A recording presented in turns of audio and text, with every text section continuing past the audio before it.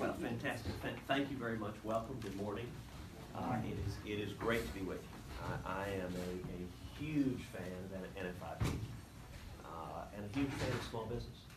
Small business drives our economy. Y'all are well familiar with the stat that 2/3 of all new jobs come from small business. I actually think the jobs picture, it's very simple to understand. If you have an environment where small businesses are prospering, where they're thriving, where they're expanding, where they're hiring, you have an environment where jobs are doing well, where everyone is doing well. If you want to see economic stagnation, it's not complicated. You hammer the living daylights out of small businesses. You pound small businesses with taxes, with regulations, and you dry up all the dynamism in the economy. And looking at that, it's gratifying everything we've done in the last year and a half. But these are unusual times.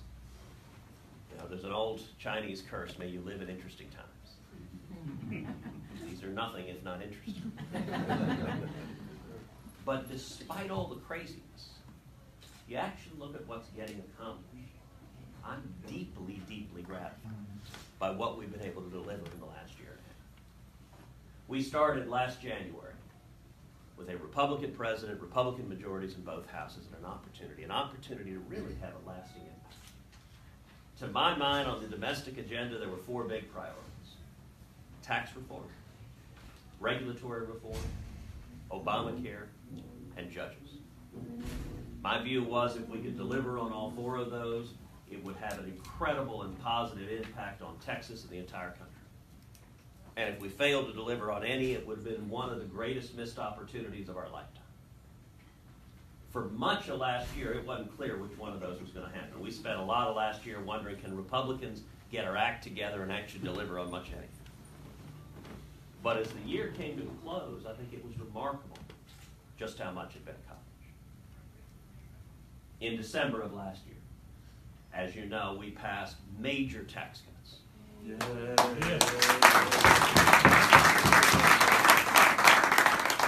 I spent literally thousands of hours last year trying to bring Republicans together, trying to get us to the same page. We had barely a majority, and to get 50 Republicans to yes on just about anything isn't easy. But the tax cut taxes across the board, cut individual tax rates across the board, cut corporate tax rates across the board, cut small business tax rates across the board, doubled the standard deduction.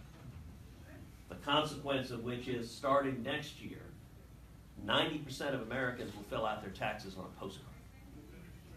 That's a big deal. Now, personally, I think it should be 100%. And we should pass a simple flat tax and abolish the IRS. Yeah. But 90% is a very good start.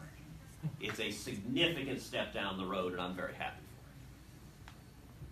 You look at the impact of the tax cut. We've seen over 1 million jobs created just since the tax cut was passed. Over 3 million jobs created in the last year and a half. We have, for the first time in decades, more job openings than we have people actively seeking employment. I mean, that's a remarkable dynamic. We have over 4 million people that have gotten pay raises, that have gotten bonuses because of the tax cut. $500, $1,000, or as Nancy Pelosi calls them, crumbs. I'm sure Marie Antoinette was proud. I was on a Southwest Airlines flight. The flight attendant walked up to me, hugged me, said, "Thanks for the pay raise." I said, "You're welcome." But we're seeing the results of the tax cuts, and I think Texas in particular is benefiting powerfully. You look at the second piece of it, reg reform. Reg reform, I think, is one of the greatest successes of the last year and a half. Every cabinet agency, every secretary that I sit down and talk with, reg reform is among the first words out of their mouth. Pulling back job-killing regulations, just getting the boot of Washington off the back of your necks. Letting you guys do what you do best. And we're seeing in Texas, as I talk to small business owners, and all across the state, the 6 years I've been in office, we've hosted small business roundtables where we'll travel around the state. We'll sit down with 10, 20 small business owners, and just open it up and talk. And actually, most of the time, I just listen. I just ask, all right, what are the challenges you're facing? What I'm hearing from business owners across Texas is a renewed sense of energy, of an enthusiasm, of optimism. People are investing new capital, they're opening new facilities, they're hiring new workers, they're raising wages. Texas is doing well right now. Tax reform and reg reform, pulling both of those back, is really opening up the economic environment in Texas. Third big priority, Obamacare. Clearly the biggest unfinished commitment of Republicans. But even that, it's worth noting, we did manage to come together and repeal the Obamacare individual mandate.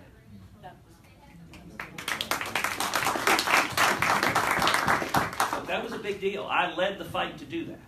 And in October of last year, nobody thought we had a president.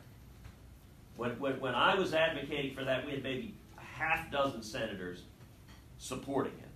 Most of the Republican conference was saying, look, we tried Obamacare twice. We came up short twice last year. Let's not muck up tax reform with bringing anything related to Obamacare. And I understood it. That wasn't a crazy thing to say.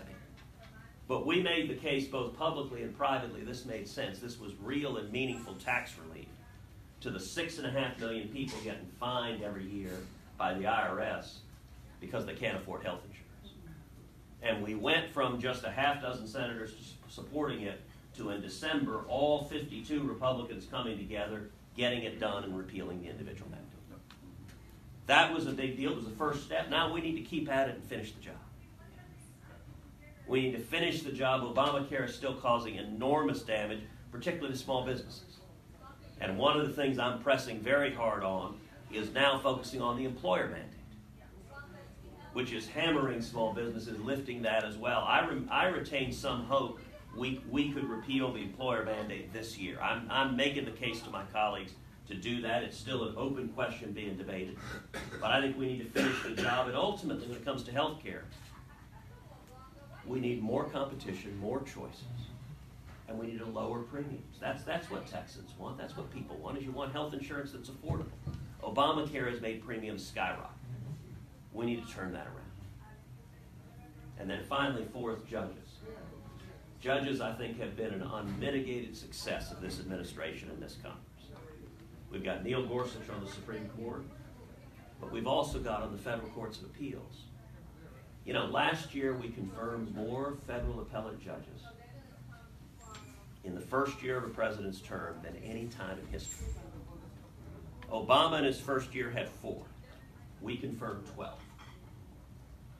Right now today, 1/8 of the federal appellate judges in this country have been appointed by Donald Trump. 1 out of 8. And we're seeing strong, principled constitutionalists, for all of us who care about the rule of law, about enforcing contracts, about enforcing property rights, for all of us who care about regulatory predictability, for all of us who care about free speech and religious liberty and the Second Amendment, the 10th Amendment, and all our fundamental liberties, it is the courts where those rights are upheld. So as I look back on the last year and a half, I'm gratified what we've got accomplished. But I also think we need to continue delivering real results for Texas.